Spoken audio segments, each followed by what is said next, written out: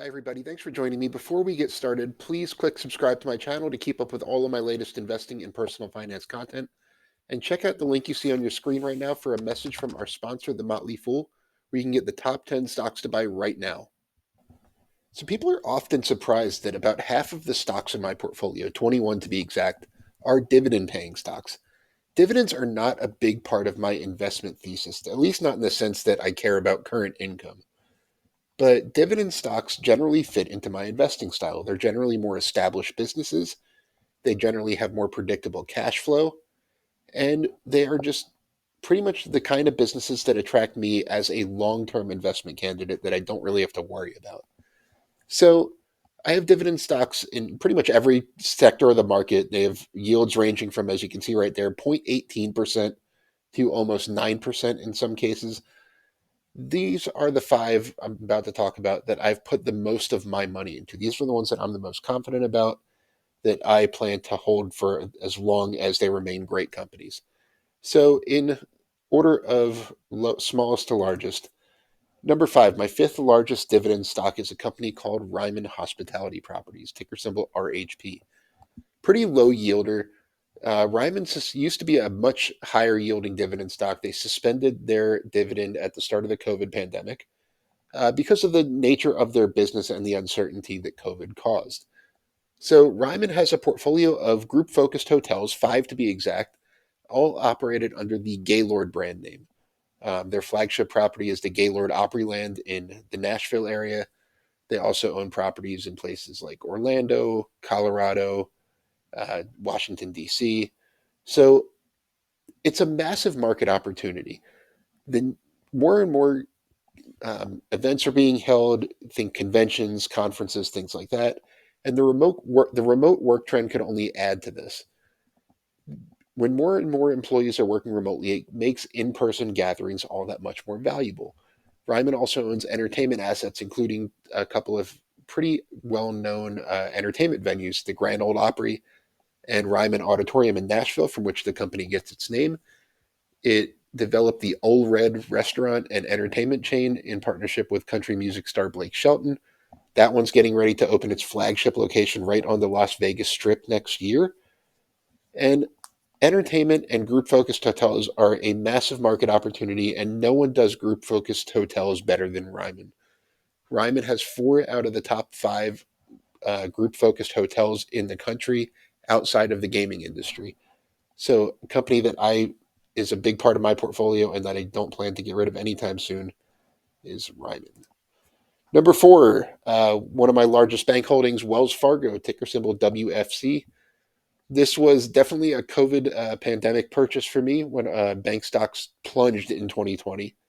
I saw a good opportunity to scoop up Wells Fargo, which was already a beaten down stock because of all of its scandals. Wells Fargo pays a 2.6% dividend yield at the current stock price. And there's a few reasons I like it. I love its new management team that's done a great job of kind of helping it get past all of those scandals that it had a few years ago. And Wells Fargo is the most consumer focused big bank. That's not a great thing when times are tough, when recessions hit and things like that, because people run into trouble paying their bills and loan demand falls and things like that. It is a good thing when interest rates rise. So you have that kind of dynamic competing against it. Rising rates mean higher loan interest rates, which means more interest income for banks. As the most consumer focused big bank, Wells Fargo barely has an investment banking division, unlike most other big banks.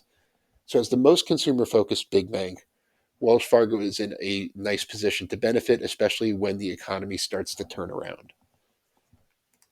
Number three is another bank stock. My largest bank stock is Bank of America, ticker symbol BAC. Unlike Wells Fargo, I've held Bank of America stock since shortly after the financial crisis and have been adding to it ever since. It pays a 2.3% dividend yield. The company has correctly prioritized buybacks in recent years because it trades at a pretty low price to book value. Bank of America they do have an investment banking division, but they have an advantage that they have an extremely cheap deposit base. Even with recent interest rate increases, the average rate Bank of America pays on consumer deposits is 0.02%. It has a lot of non-interest bearing deposits, which factor into that. And meanwhile, its loan rates are increasing, the rates it's charging on auto loans and mortgages and things like that. So interest income is increasing fast with the current rate hike cycle, and that's giving it a big advantage. The management team is top notch. CEO Brian Moynihan really righted the ship after the financial crisis and continues to do so. Really has prioritized efficiency more than most other big bank management teams, especially when it comes to focusing on technology.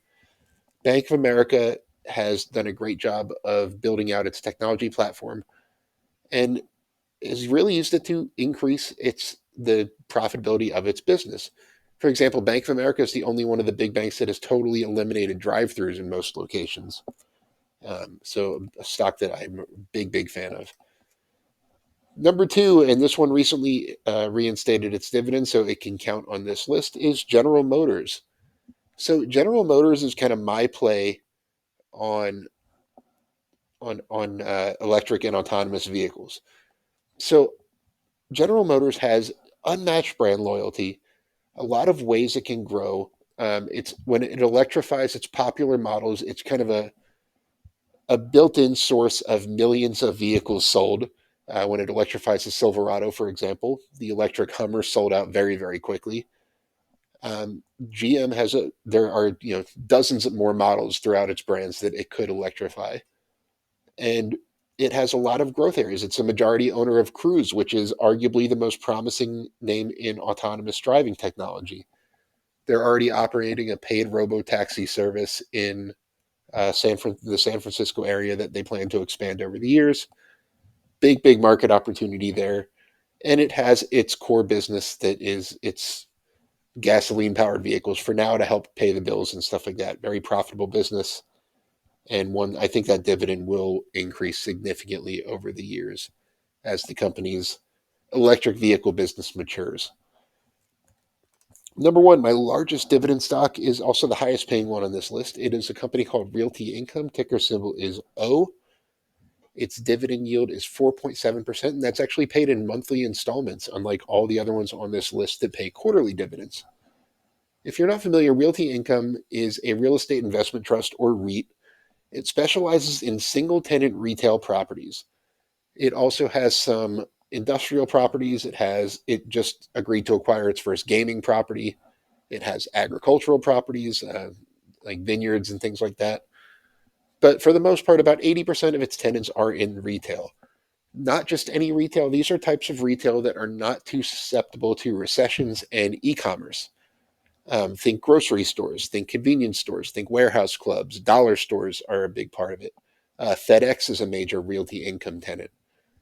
These businesses are designed to produce steady income and steady rental income for Realty Income, no matter what the economy is doing. Tenants sign long term triple net leases that create great visibility into future income. Realty Income's made more than 600 consecutive monthly dividend payments, has increased the payment over 100 times since listing on the New York Stock Exchange in 1994. And it's one that is a big part of my retirement account and a big part of my future income strategy that I plan to hold for well into my own retirement. Thanks so much for watching. Please hit subscribe to my channel. And I want to thank The Motley Fool for sponsoring this video. The Motley Fool is a company that provides investing insight and stock recommendations for investors of all skill sets and risk levels. You know how much I love researching new stocks, obviously from this video, and trying to find the next best investment. So I'm proud to partner with The Motley Fool to bring you 10 stock picks from the popular product Stock Advisor. Stock Advisor has beaten the market by more than 3 times. So go to fool.com/Frankel to get your 10 stock picks right now. The Motley Fool Stock Advisor returns are 354% as of September 21st, 2022, and are measured against the S&P 500's returns of 112% as of September 21st, 2022.